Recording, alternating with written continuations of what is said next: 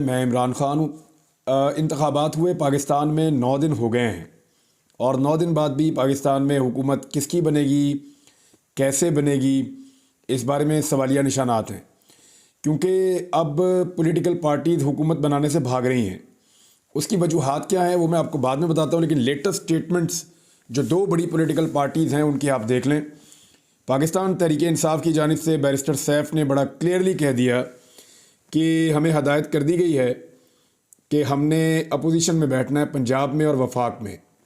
پاکستان تحریک انصاف نے وفاق اور پنجاب میں اپوزیشن میں بیٹھنے کا فیصلہ کر لیا ہے، اور یہ رہنماؤں کی ملاقات ہوئی۔ پھر بیرسٹر سیف نے میڈیا کو بتایا کہ عمران خان کی ہدایت پر قومی وطن پارٹی کے رہنماؤں سے ملاقات کی ہے، چاہتے ہیں ملک میں ہم آہنگی ہو اور مفاہمت ہو۔ انہوں نے کہا کہ فارم 45 کے ہمارے پاس ثبوت موجود ہیں، اس کے باوجود فارم 47 پہ نتائج تبدیل کر دیے گئے، اور مولانا فضل الرحمان صاحب کی جماعت نے بھی، جماعت اسلامی نے بھی، جی ڈی اے کی جماعتوں نے بھی اور دیگر جماعتوں نے بھی احتجاج کا اعلان کیا ہے۔ اور یہ بھی انہوں نے کہا کہ 5 سال بعد انتخابات ہوتے ہیں، تو یہ جتنی دھاندلی ہوئی ہے اس سے انتخابات کا جو مقصد ہے وہ فوت ہو گیا ہے۔ اور پاکستان تحریک انصاف ہر جماعت سے رابطے کر رہی ہے، سوائے ان جماعتوں کے جنہوں نے دھاندلی کروائی پاکستان میں یا جو اس کے بینیفیشری ہیں، تو پاکستان پیپلز پارٹی سے اور پی ایم ایل این سے تو نہیں مل رہی، اور ایم کیو ایم سے بھی نہیں مل رہی پاکستان تحریک انصاف، تو باقی جماعتوں کے ساتھ وہ ملاقات کر رہے ہیں۔ اور بہت بڑے بڑے اجتماع بھی ہم نے دیکھے، یعنی مختلف سیاسی جماعتوں نے جو سندھ کے اندر بڑے بڑے اجتماع کیے ہیں، دھرنا دیا ہے، اس کے بعد وہاں پریس کانفرنسز بھی ہوئی ہیں، بیانات بھی سامنے آ رہے ہیں، وہ بھی آپ کو میں بتاتا ہوں، لیکن حکومت لینے کے لیے تیار نہیں ہے۔ پاکستان تحریک انصاف نے بڑا کلیئرلی کہہ دیا کہ ہم یہ حکومت نہیں لے رہے۔ اس کی وجہ یہ ہے ان کے پاس وہ میجارٹی ہی نہیں ہے جو انہوں نے جیتی تھی۔ ان کا یہ کہنا ہے کہ ان کے پاس بلے کا نشان چھن جانے کے باوجود 179 سیٹیں انہوں نے جیت لی تھیں، جن میں سے بہت بڑی تعداد میں سیٹیں، لگ بھگ آدھی سیٹیں ان سے چھین لی گئیں، اور اب ان کے پاس باقی 92 سیٹیں بچی ہیں، 92۔ تو اس صورتحال میں وہ حکومت نہیں بنانا چاہ رہے، کیونکہ اب انہیں کسی نہ کسی کو اتحادی لینا پڑے گا، اور ابھی ان کی مخصوص نشستوں والا معاملہ بھی پینڈنگ پڑا ہوا ہے۔ لہذا پاکستان تحریک انصاف نے تو ہاتھ کھڑے کیے، جی ان حالات میں اگر آپ نے ہماری اکثریت چھین لی ہے، ہمارے ساتھ دھاندلی کر دی ہے، تو ہم تو حکومت نہیں بنا رہے۔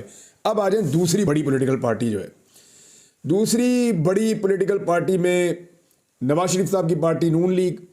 لیگی رہنماؤں نے نواز شریف کو مشورہ دیا کہ ہمیں حکومت نہیں لینی چاہیے۔ کئی لوگ جو الیکشن جیت گئے ہیں وہ بھی، اور بہت سارے لوگ جو الیکشن ہار گئے ہیں نون لیگ کے، وہ بھی نواز شریف کو مشورہ دے رہے ہیں کہ حکومت میں نہ بیٹھیں، حکومت میں بیٹھ کے خرابی پیدا ہو جائے گی۔ نواز شریف نے اب پینترا کا کھیلا، یہ آپ ذرا دیکھ لیجئے۔ نواز شریف صاحب اپنی بیٹی کو بنانا چاہتے تھے وزیر اعلیٰ پنجاب، لیکن اس کے راستے میں سب سے بڑی رکاوٹ ان کے اپنے بھائی شہباز شریف صاحب تھے، تو انہوں نے دونوں کی اناؤنسمنٹ ایک ساتھ کر دی۔ ایک انہوں نے اناؤنسمنٹ کی یہ میری بیٹی وزیر اعلیٰ پنجاب ہے اور میرا بھائی وزیر اعظم پاکستان ہے، گھر سے باہر تو یہ کچھ دیتے بھی نہیں ہیں۔ اب جب اناؤنسمنٹ کر دی تو اس کے بعد میاں صاحب کی مرضی سے یہ سٹیٹمنٹ پارٹی کے لوگوں نے دینا شروع کیے کہ ہمیں وفاقی حکومت نہیں لینی چاہیے، پنجاب حکومت لے لینی چاہیے۔ یعنی میاں صاحب کی بیٹی کو اقتدار مل جائے لیکن ان کے بھائی کو نہ ملے۔ یہ اقتدار نہ لینے کی وجہ کیا ہے، اس کو ذرا آپ سمجھیے۔ اسحاق ڈار نے مشورہ دیا نواز شریف صاحب کو کہ جو اجلاس ہوا میاں صاحب کی زیر صدارت، اس میں انہوں نے کہا ہمیں وفاقی حکومت نہیں لینی چاہیے۔ مختلف لوگوں نے یہ بات کی، اس میں اسحاق ڈار صاحب خاص طور پہ، کیونکہ یہ نواز شریف صاحب کے بہت قریبی ہیں، ان کے سمدھی بھی ہیں اور وزیر خزانہ بھی رہے ہیں، اور پاکستان کا اس وقت جو سب سے بڑا مسئلہ ہے وہ خزانہ سے ریلیٹڈ ہے۔ پاکستان کا خزانہ خالی ہے اور مسائل بہت زیادہ ہیں۔ پاکستان کا سب سے بڑا مسئلہ معیشت کا مسئلہ ہے، اور اسحاق ڈار صاحب نے ان ساری چیزوں کو وہ جانتے ہیں، تو انہوں نے میاں صاحب کو یہ مشورہ دیا ہے، کہ تجویز دی ہے کہ ہمیں وفاقی حکومت نہیں لینی چاہیے، پنجاب میں نون لیگ حکومت بنائے آزاد اراکین کے ساتھ مل کر، اور وفاق کے اندر ہمیں حکومت نہیں بنانی چاہیے۔ پھر انہوں نے کہا کہ ہمیں پنجاب کے اوپر صرف فوکس کرنا چاہیے اور اپنی پارٹی کو واپس ریوائیو کرنا چاہیے پنجاب میں۔